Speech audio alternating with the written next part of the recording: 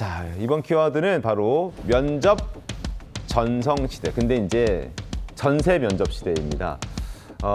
우리가 기업에 취업할 때 혹은 이제 뭐 누군가를 만났을 때 면접하잖아요. 어렵고 참 불편한 그 면접인데 이 면접이 임대인과 임차인 관계에서도 요즘 생겨나고 있다고 합니다. 최근 들어서 급 증가하고 있다고 하는데 15 부동산 대책 이후에 전세 매물이 크게 줄어들면서 임대차 시장의 새로운 풍속도가 바로 이 면접이라고 합니다. 그동안에는 세입자가 집을 고르는 시대였다면 이제는 집주인이 임대인이 세입자를 고르는 시대가 됐다는 겁니다. 면접을 보고 임차인을 뽑아야 한다는 국민청원도 등장했습니다. 참 알다가도 모를 그런 일들이 벌어지고 있는 건데요. 박기훈 기자, 자세히 좀 소개 좀 해주시죠. 네, 지난 12일입니다. 국회 국민청원 게시판에 악성 임차인으로부터 인한 피해 방지를 위한 임차인 면접제 도입 글이 올라오면서 이렇게 화제가 된 건데요. 네. 이 임대인들의 재산권 보호를 위해서 이 악성 임차인 방지법 입법이 절실하다라는 청원이 올라온 겁니다. 말씀하신 대로 이런 그 전형 절차가 네. 굉장히 화제가 됐습니다. 굉장히 그렇죠. 구체적으로 나왔는데요. 이 1차로는 우선 서류, 그리고 2차로는 서류 면접, 면접. 2차로는 네. 면접이 있고 그리고 3차까지 있습니다. 야. 인턴십 6개월 절차를 거쳐서 세입자를 최종 선정을 하고 선발을 네. 하고 이제 그때 돼서야 이제 정식 임대차 계약을 맺자. 이런 주장입니다. 인턴십까지 거쳐서 최종적으로 집주인이 신뢰를 해야만 이 계약을 하겠다라는 취지인 건데요.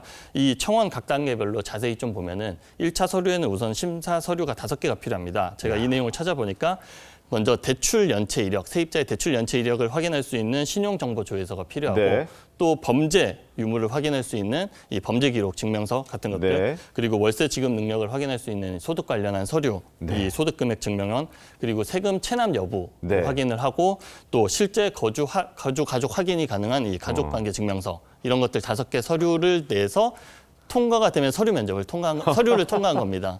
그리고 그 다음에는 힘드네요. 이렇게 5개 서류를 내서 1차 서류가 통과되면 그 다음은 면접이겠죠. 그래서 네. 임차인 대상으로 뭐 거주 형태나 네. 월세를 어떤 식으로 납부할 거고 뭐 어떤 식으로 가족들이 이 집에 살 것인지 면접을 보고 그리고 3단계가 가장 파격적입니다. 인턴십. 예, 인턴십 6개월. 살아본다는 건가요? 예, 6개월 동안? 이게 인턴십이라고 하니까 굉장히 좀 와닿지가 않잖아요. 사실 네. 집인데 이게 뭐 회사도 아니고. 그러니까요. 그러니까 이게 정식 계약 전에 인턴처럼 미리 이 집에 살아보면서 이 세입자가 뭐 주택을 훼손한다든지 네. 그리고 뭐 한 6개월 동안 이 월세를 따박따박 좀 낼 수 있는지도 보고 그리고 뭐 이웃 간 갈등이 벌어지지 않는지 이런 문제가 있는지 없는지들을 좀 살펴보고 이런 것들을 확인한 후에 정식 임대차 계약을 맺자는 건데 이 뭐 어쨌든 3단계까지 가는 게 상당히 현실적으로 가능성은 낮기는 한데 네. 이게 이 청원이 왜 나왔냐 이 네. 생각을 해보면은 아무래도 이번 청원의 핵심이 이 정보의 비대칭성 해소 차원에서 나온 거라고 봐야 될 것 같습니다. 왜냐하면 전세 사기로 인해서 그동안 이 집주인 정보 공개에 대한 여론이 굉장히 거세졌고 네. 뭐 정부와 국회 차원에서도 이와 관련한 법안들이 계속 발의가 됐거든요. 네. 실제로 뭐 임대인, 이 집주인들의 세금 완납 증명 그리고 네. 건강보험료 납부 내역까지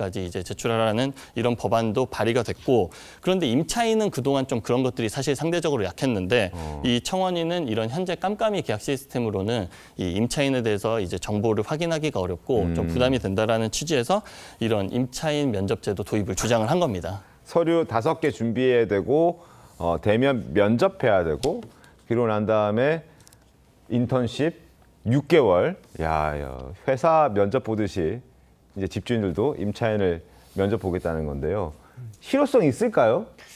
이인철 소장님? 전세 사는 것도 서러운데 면접까지 보려고 자괴감이 야. 들어서 정말 내 집 마련해야 되겠다라는 생각이 들 수도 있습니다. 네. 물론 이제 이 실효성 여부에 대해서는 뭐 논란이 있을 수 있는데 해외 네. 사례를 좀 보게 되면 사실 우리나라는 뭐 2+2 최장 4년까지 전세를 살 수 있습니다. 네. 그런데 미국, 독일, 프랑스는 전세 기간이 따로 없습니다. 무제한. 무제한. 그리고 임대 기간도 길 뿐만 아니라 임대료 인상도 엄격하게 제한을 하고 있는데 다만 그만큼 임차인에 대한 심사 절차는 까다롭습니다.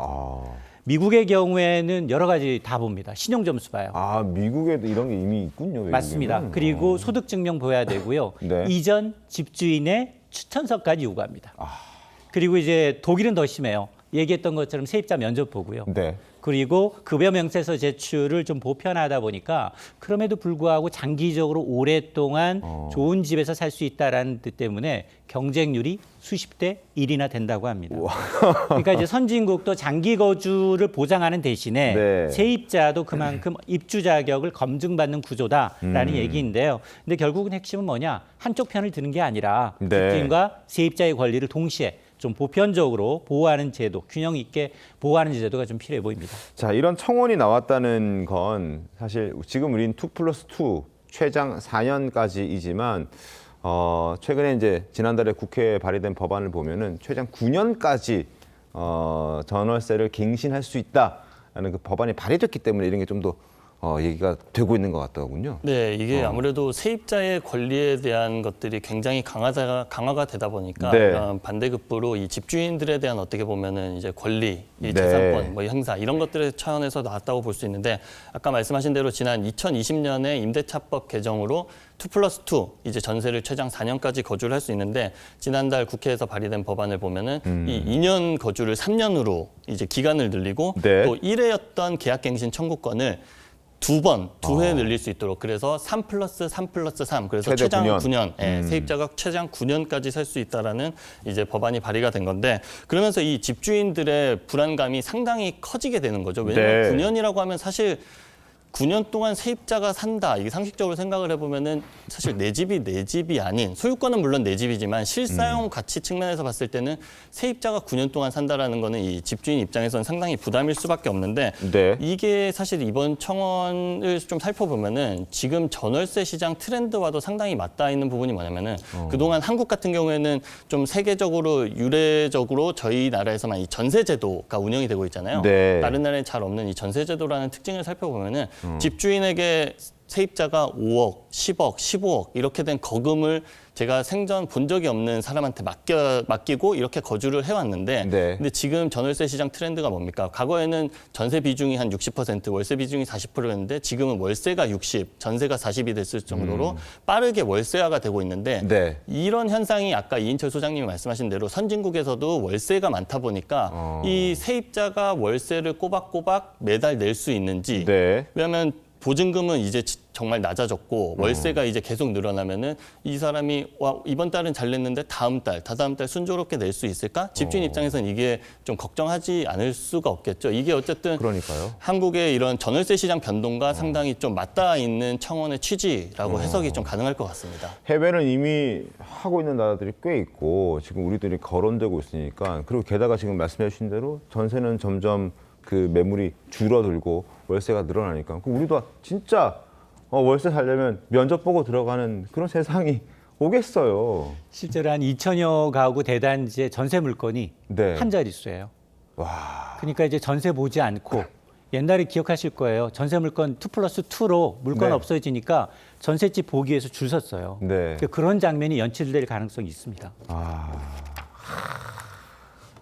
참 전세 가격 지수, 전세 지수가 저렇게 올라가는 거죠. 가격 지수는 왜냐하면 매물이 없으니까. 맞습니다. 지금 4년 만에 최고치를 지금 기록하고 있는 상황인데요. 네. 문제는 내년입니다. 네. 입주 물량이 더 줄어듭니다.